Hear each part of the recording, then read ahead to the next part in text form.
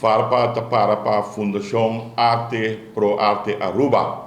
Nós, Fundação, tem a promover arte em geral na Aruba e também nós está aqui na AUE a promover arte que os Stanley estão a produzir. Stanley está hobby anos acaba trabalhando riba e projeto aqui e é um projeto completamente inovativo.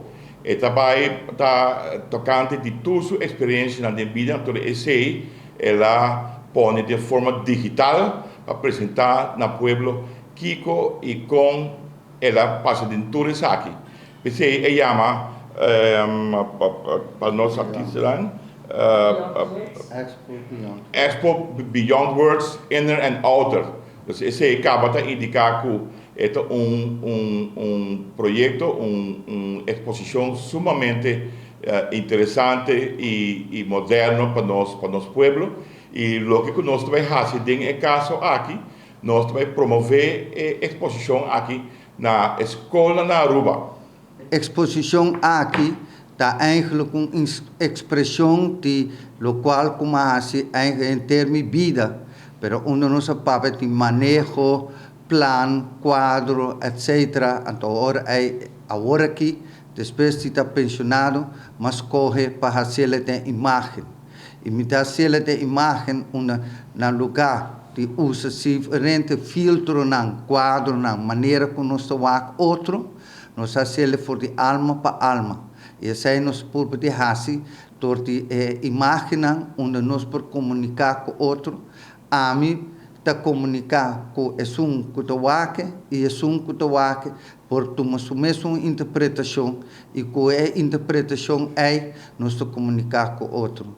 Essa é chama Beyond Words. A exposição aqui também leva-nos por estar em contato com não somente el día a día, lo cotidiano, lo que nos hace, pero también el realmo de consciência, subconsciência, sonho, sentimento, não. E me quiere esta hobby bonita para com empoderar Stanley Stanga, tá aguardo com empoderar etador de simple Photoshop ou simple software que eta usa e for de não dentro de tipo de trance e generar imagem surrealista, imagem que talaga pensa over de mundo onde nossa imaginação tá é compás principal, não?